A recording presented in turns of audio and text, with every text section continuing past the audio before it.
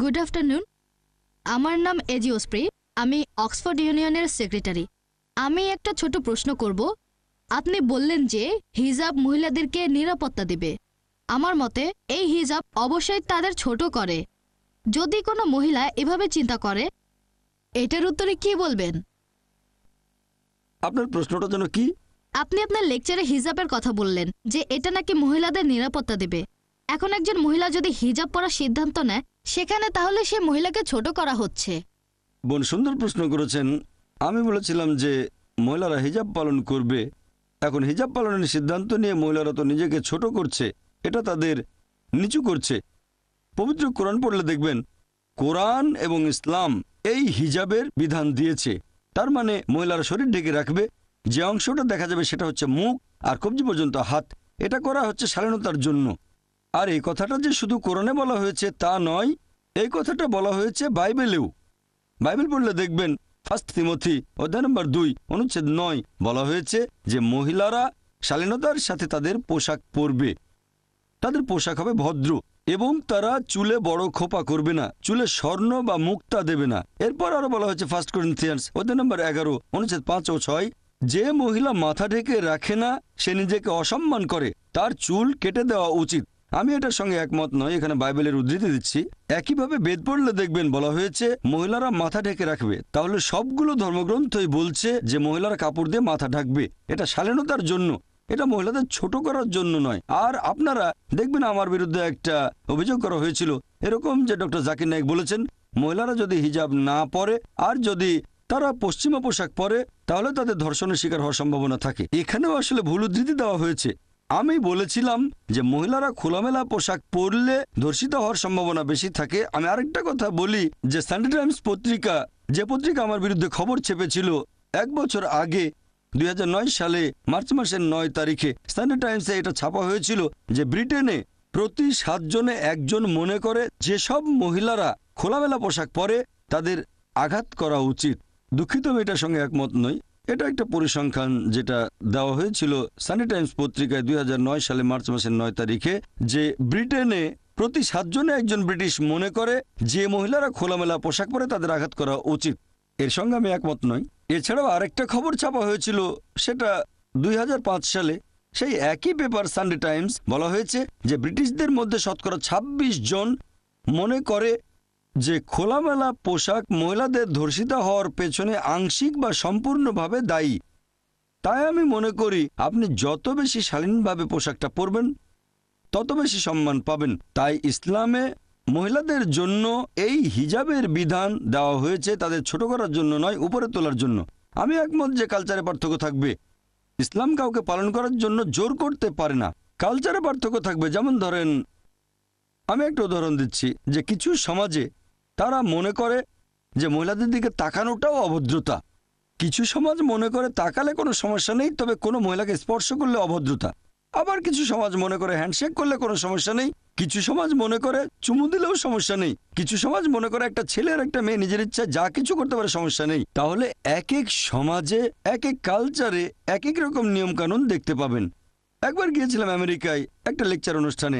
একজন আমেরিকান বললেন, তোমাদের প্রাচ্যের মহিলারা খুবই অভদ্র। অবাক হলাম। বললাম, আপনি প্রাচ্যের মহিলাদের অভদ্র বলছেন কেন? তিনি তখন বললেন, তোমাদের প্রাচ্যের মহিলারা তারা পেট অনাবৃত রাখে।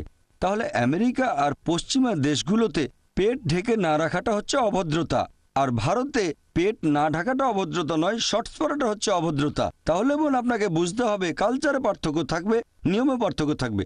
ইসলাম জোর করতে পারে না পালন করার জন্য। পবিত্র কোরআনে পরিষ্কার বলা হয়েছে সূরা বাকারা অধ্যায় 2 আয়াত নম্বর 256, দিনের ব্যাপারে কোনো জবরদস্তি নেই। তবে যদি একজন মহিলা হিজাব পালন করতে চায় কারণ তারা মনে করে যে এভাবে শালীন থাকবে, সম্মান পাবে, আমার মতে অন্য মহিলাদের দ্বিমত হওয়া উচিত না। আমি যখন যুক্তরাজ্যে গিয়েছিলাম তখন হাজার হাজার মহিলাকে দেখেছি আমি যারা মাথা ঢেকে রেখেছে। তারা মনে করে এতে মর্যাদা বাড়ছে, কারণ হচ্ছে শালীনতা।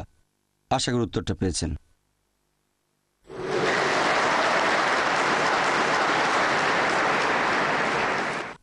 Good evening doctor Zakir Naik. আমার নাম ডক্টর রামসি, অক্সফোর্ড থেকে, ইউনিভার্সাল পিস অর্গানাইজেশনের অ্যাম্বাসেডর। এছাড়াও আমি মুসলিম কাউন্সিল অব ব্রিটেনের একজন সদস্য। প্রথমেই বলবো আপনি অসাধারণ একটা কাজ করেছেন, আলহামদুলিল্লাহ।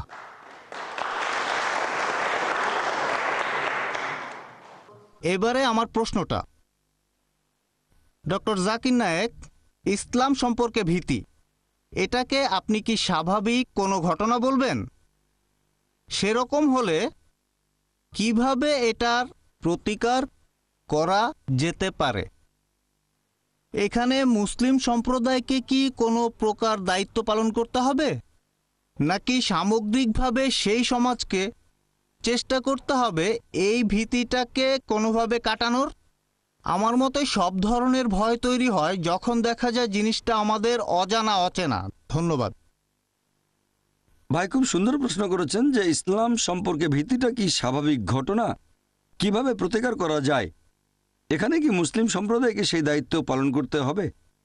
হ্যাঁ, ইসলাম সম্পর্কে ভীতি আছে, এমনকি এই ২০ শতাব্দীতেও। আর আমি আমার লেকচারে বলেছিলাম, আমার মতে ইসলাম সম্পর্কে এই ভীতির অন্যতম একটা কারণ হচ্ছে এই মিডিয়া। এছাড়াও লেকচারে বলেছিলাম যে ইসলাম ধর্ম সম্পর্কে মিডিয়া বেশ কিছু ভুল ধারণা প্রচার করে থাকে। আমি এ ব্যাপারে একমত যে এখানে আমাদের মুসলিমদের দায়িত্ব হচ্ছে আমরা ইসলামের সত্যের বাণী প্রচার করব। আমি জানি মুসলিমদের মধ্যেও কিছু কুলাঙ্গার আছে। আমি বলছি না যে মুসলিমরা সবাই 100% ধার্মিক, সবাই ভালো। সব সম্প্রদায়ের ভেতরে কুলাঙ্গার আছে, মুসলিমদের ভেতরে। মিডিয়া এখানে কি করে, তারা মুসলিম সম্প্রদায় থেকে এই কুলাঙ্গারদের বেছে নেয় আর প্রচার করে যে এরাই হচ্ছে আদর্শ মুসলিম। আমাদের যেটা করতে হবে, আমরা প্রচার করব কোরআনের সঠিক শিক্ষাটা আর নবী মুহাম্মদ সাল্লাল্লাহু আলাইহি ওয়াসাল্লামের হাদিসগুলো। আর যদি কোনো মুসলিম এমন কোনো কাজ করে যেটা ইসলাম ধর্মের বিরুদ্ধে যায়, সেটা যদি সন্ত্রাসবাদ হয়ে থাকে, যদি নিরীহ মানুষকে মারা হয়, তাহলে আমাদের মুসলিমদের দায়িত্ব এই সব লোকদের জানানো যে এটা হচ্ছে হারাম। কিছু মানুষ ভুল পথে পরিচালিত হয়েছে আর তাদের ব্রেন ওয়াশ করা হয়েছে, তাই তারা বলে যে নিরীহ মানুষ হত্যা করাটা ইসলামের একটা অংশ, এজন্য পুরস্কার পাবেন। আমাদের দায়িত্ব হবে মূলধারার মুসলিম হিসেবে ইসলামের সঠিক আর সত্যের বাণী প্রচার করা আর এই সব মুসলিমদের ভুল পথে যেতে না দেওয়া। এটা 1 নম্বর পয়েন্ট। 2 নম্বর পয়েন্ট, আমাদের দায়িত্ব হবে যে দেশে বাস করি সে দেশে সরকারকে এটা জানানো যে ইসলাম একটা শান্তির ধর্ম। আর আমি বিশ্বাস করি যে মুসলিমরা হবে সমাধানের একটা অংশ, কোনো সমস্যার অংশ নয়। সরকারের এটা ভাবা ঠিক হবে না যে মুসলিমরা সমস্যার একটা অংশ, ভাবা উচিত যে মুসলিমরা সমাধানের একটা অংশ। এই একই পরামর্শ আমি ভারতের পুলিশকেও দিয়েছি আর বোম্বের পুলিশ সদস্যদের সাথে প্রায় দেখা সাক্ষাৎ হয়। আমি তাদের বলি যে মুসলিমদের ব্যাপারে আপনারা বিশ্বাস করতে পারেন, সবচেয়ে ভালো হয় যদি কথাবার্তা বলেন। আমি বিভিন্ন দেশের পুলিশ অফিসারদের সাথে কথা বলেছি, আমরা চেষ্টা করব বিভিন্ন প্রশ্নের উত্তরগুলো দিতে, ভুল ধারণাগুলো তাদের কাছ থেকে দূর করে দিতে আর প্রমাণ করব যে ইসলাম আসলে একটা সহনশীল ধর্ম, এটা শান্তির ধর্ম। আর আপনি যদি ইসলামের শিক্ষাগুলো জানেন তাহলে আপনি তাকে কখনোই ভয় পাবেন না যে সত্যিকারের মুসলিম। আমি মুসলিম সম্প্রদায়ের কুলাঙ্গাদের কথা বলছি না। আশা করি উত্তরটা পেয়েছেন।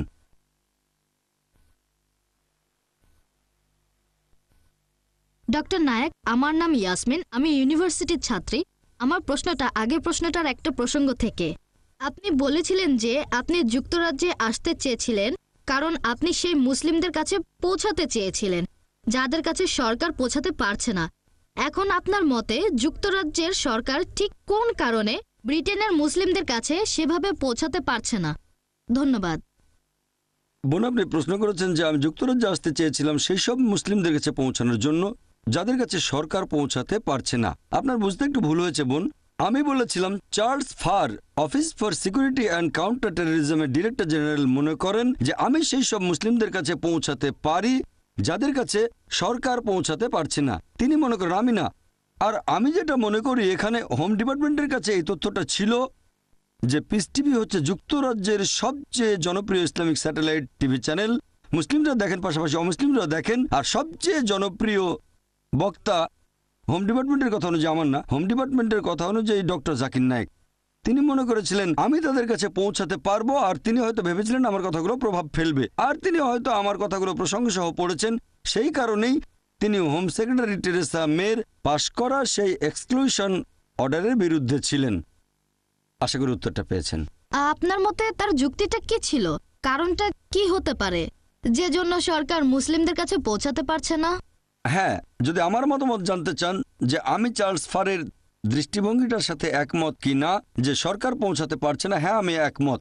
আমি তার সাথে একমত, কারণ আগের প্রশ্নের উত্তরে আমি বলেছিলাম সরকারের এভাবে ভাবা উচিত নয় যে মুসলিমরা সমস্যার একটা অংশ, সরকারের ভাবা উচিত যে মুসলিমরা সমাধানের একটা অংশ। কারণ এখানে অনেক মুসলিম আছেন যারা ব্রিটিশ নাগরিক, আর একজন মুসলিমের দায়িত্ব হচ্ছে যে দেশে বসবাস করছে সেখানকার আইন কানুন সবকিছু মেনে চলা, যতক্ষণ না তাকে এমন কিছু করতে বাধ্য করা হচ্ছে যেটা ইসলাম ধর্মে নিষিদ্ধ, অথবা এমন কিছু করতে বাধা দেওয়া হচ্ছে যেটা ইসলাম ধর্মে বাধ্যতামূলক। ভারতের কথা যদি বলতে হয়, আমার জানা মতে সেখানে এমন কোনো আইন বা সংবিধানের ধারা নেই যেটা ভারতের মুসলিমদের বাধ্য করছে এমন কিছু করতে যেটা নিষিদ্ধ, অথবা এমন কোনো কাজে বাধা দিচ্ছে যেটা ইসলাম ধর্মে বাধ্যতামূলক। তাই আমি একজন নিয়ম মানা মুসলিম আর ভারতীয় হিসেবে গর্বিত। তাহলে আমি ভারতীয় মুসলিম হিসেবে গর্বিত। সেরকম আমার মনে হয় অনেক ব্রিটিশ নাগরিক আছেন যারা আমার মতো করে ভাবেন, তারা মুসলিম এবং তারা দেশের আইন কানুন সবকিছু মেনে চলছেন, তাই তারা ব্রিটিশ মুসলিম। আমার মতে সরকারের উচিত হবে মুসলিমদের বিশ্বাস করা, আর তাদের যেটা করা উচিত তারা এটা নিশ্চিত করবে যে মিডিয়ার এই মিথ্যে প্রচারণা কুৎসা রটানো যেন বন্ধ হয়। সবচেয়ে সেরা দৃষ্টান্ত এখানে সেটা আমি নিজেই। বর্তমানে পিস টিভির দর্শকের সংখ্যা 10 কোটিরও বেশি। এরকম অনেকেই আছে যারা বলে যে আমি নাকি শান্তির দূত, তারা বলে আমি শান্তিপ্রিয় মানুষ। অনেক দেশের রাষ্ট্রপ্রধানগণ আছেন, এরকম অনেক দেশ আছে, অনেক। তারা আমাকে রাষ্ট্রীয় অতিথি হিসেবে ডেকে এনেছেন। আপনি কি বলবেন এতজন রাষ্ট্রপ্রধান, বিভিন্ন দেশের প্রেসিডেন্ট, প্রধানমন্ত্রী, রাজা, তাদের সাথে কথা বলেছি, আমি ডিনার করেছি, আপনি কি বলবেন তারা এমন লোককে ডেকেছে যে সন্ত্রাসবাদকে সমর্থন করে, যে শুধু ঘৃণা প্রচার করে? আমি এখানে বলবো এই পুরো ব্যাপারটাই আসলে কৌশলে নিয়ন্ত্রণ করেছে মিডিয়া। মিডিয়া দ্বারা প্রভাবিত হওয়া সরকারের উচিত হবে না, বা প্রভাবিত হয়ে সিদ্ধান্ত নেওয়াটা উচিত হবে না। তাদের কি করা উচিত? তাদের উচিত হবে সেই লোককে ব্যাখ্যা করার সুযোগ দেয়া। তাহলে আমার মতে তাদের ভেতরের ভুল ধারণাগুলো দূর হবে, আর আমি নিশ্চিত যে যুক্তরাজ্য বসবাসের জন্য একটা শান্তিপূর্ণ জায়গা হবে। আশা করি উত্তরটা পেয়েছেন।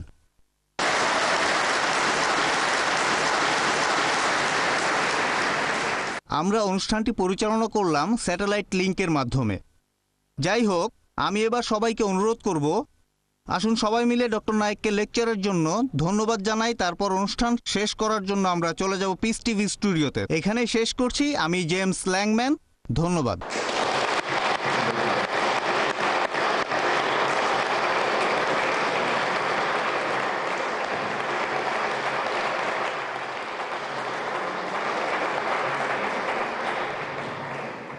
আমি আন্তরিকভাবে ধন্যবাদ জানাচ্ছি অক্সফোর্ড ইউনিয়নকে, বিশেষ করে অক্সফোর্ড ইউনিয়নের প্রেসিডেন্ট মিস্টার জেমস ল্যাংম্যানকে এই অনুষ্ঠানের আয়োজনের জন্য। তারা যেভাবে আমাকে আমন্ত্রণ জানিয়েছেন সেটারও প্রশংসা করছি এই লেকচারের জন্য। আর এছাড়াও যুক্তরাজ্যের লোকজন এই অনুষ্ঠানটি সরাসরি সম্প্রচার হতে দেখবে যে আমি এমন একজন মানুষ যে শান্তির বাণী প্রচার করে। সরাসরি সম্প্রচারে কোনো কিছু এডিট করা যায় না, কোনো কিছু বদলানো হয় না। আপনি এই সরাসরি সম্প্রচারে ভরসা করতে পারেন। ইউটিউবের ক্লিপে সেই ভরসাটা নেই, সেটা বদলানো যেতে পারে। আমি আবারও অক্সফোর্ড ইউনিয়নের সদস্যদের আন্তরিক ধন্যবাদ জানাচ্ছি। আমি আশা করছি খুব শিগগিরই যখন এক্সক্লুশন অর্ডারটা বাতিল করা হবে, ইচ্ছে আছে আমি নিজে একবার অক্সফোর্ড ইউনিয়নে এসে সদস্যদের সাথে পরিচিত হব। সবাইকে অনেক ধন্যবাদ। ও আখিরি দাওয়ানা আলহামদুলিল্লাহ রাব্বিল আলামিন।